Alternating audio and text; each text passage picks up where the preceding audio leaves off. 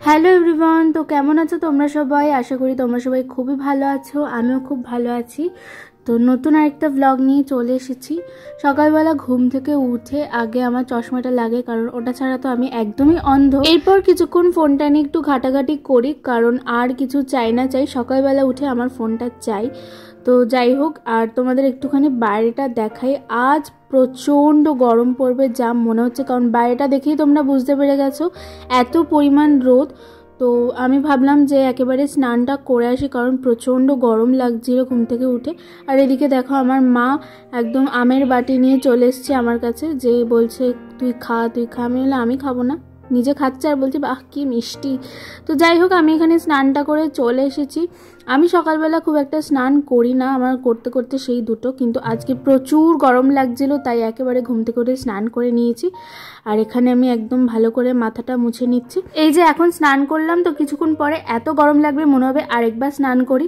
তো যাই হোক, তখন আরেকবার দেখা যাবে। তো স্নান করে উঠে আমি এখানে একটু ভালো করে টোনার লাগিয়ে লিপ বাম লাগিয়ে নিয়েছি। আর সকালবেলা যেহেতু আমি কিছু খাইনি তাই একেবারে লাঞ্চটা করে নিচ্ছি। তো লাঞ্চে আজকে ছিল কালকের পোলাও আর চিকেন, যেটা খেতে দারুণ ছিল। তো এখন বাজে 12:53, আর এখন আমি করলাম ব্রাঞ্চ, মানে লাঞ্চ আর ব্রেকফাস্টটা একসাথে করলাম, কারণ আজকে অনেকটাই দেরি হয়ে যাচ্ছে উঠতে। আমার এই কয়েকদিন একটু দেরি হয়ে যাচ্ছে ঘুম থেকে উঠতে, তাই একটু ব্রাঞ্চটাই করা হচ্ছে। তো আজকে প্রচুর গরম পড়েছে, আর আমার না একটু পরে দিদিভাইয়ের সাথে একটু বেরোনোর কথাও আছে। এই রোদে কি করে যাবো তাই ভাবছি। তো চল একটু দিদিভাইকে ফোন করি, দেখি কখন বেরোবে।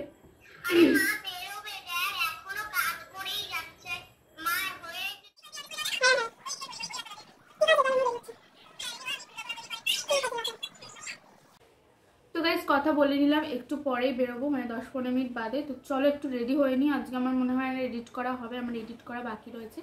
তো চলো রেডি হয়ে একেবারে বেরিয়ে তোমাদের সাথে কথা বলছি। বিশ্বাস করো এই রোদের মধ্যে দিনের বেলা একদম বেরোতে ইচ্ছা করছিল না, কিন্তু কিছু করার নেই, দরকারে তো বেরোতেই হবে। হাই মিমি। মিমি তো কটা দাঁত পড়ে গেছে, দেখি ই কর।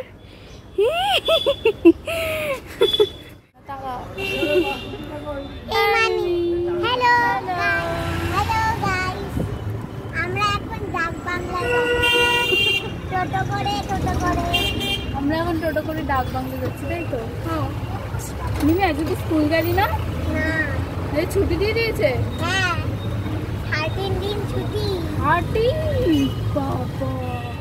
তো এদিকে আমি দিদিভাই আর মিমি উঠে পড়েছি টোটোতে।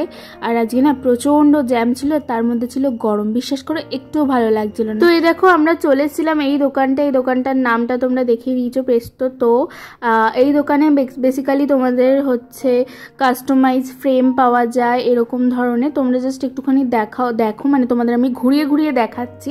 এখানে তোমরা সমস্ত ধরনের ফ্রেম পেয়ে যাবে, আর খুব ইউনিক জিনিসও রয়েছে। আমি জাস্ট তোমাদের ঘুরে ঘুরে দেখাচ্ছি।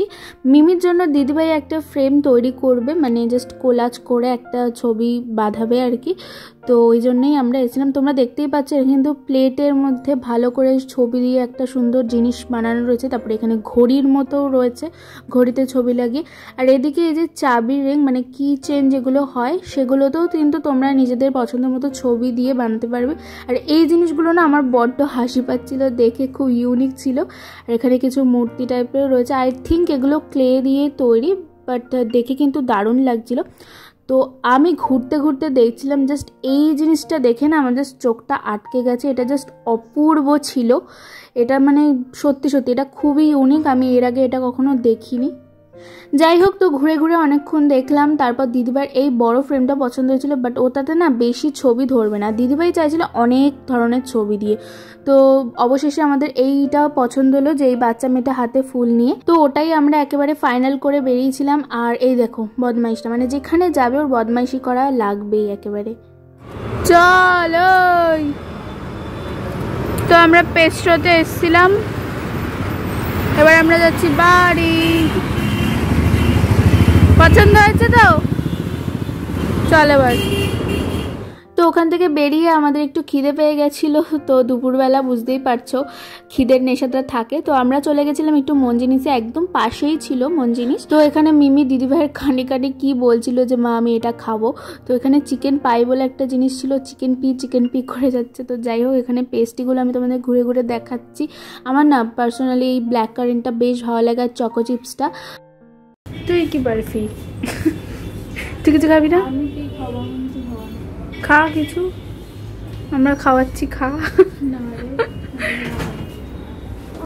তো মিমি অবশেষে এখানে একটা আইটেম চুজ করেছিল, এটা ছিল চিকেন বাস্কেট টাইপের কিছু একটা, আমার নামটা ঠিক মনে পড়ছে না। তো তারপর আমি এখান থেকে একটা স্যান্ডউইচ খেয়েছিলাম, কিন্তু স্যান্ডউইচটা ছিল ভেজ, তারপরেও ছিল এক গাদা মেয়োনিজ আর চিজে ভরা, যেটা আমার একদম ভালো লাগছিল না গাইস। তো কি আর করা যাবে, খেয়ে পেটটা ভরালাম, জল খেয়ে নিলাম। তো আজকে ভিডিওটা কিন্তু আর বেশি বড় করছি না, বুঝলে। এই ভিডিওটা যদি তোমাদের ভালো লেগে থাকে তাহলে অবশ্যই মনে করে একটা লাইক করে দিও, একটা সুন্দর কমেন্ট করে দিও, আর অবশ্যই আমার চ্যানেলটাকে সাবস্ক্রাইব করে দিও। তো চলো দেখা হচ্ছে অন্য কোনো ভিডিওতে, ততক্ষণ গরমে তোমরা সবাই বেশি বেশি করে জল খাও। তো চলো আজকের জন্য বাই বাই।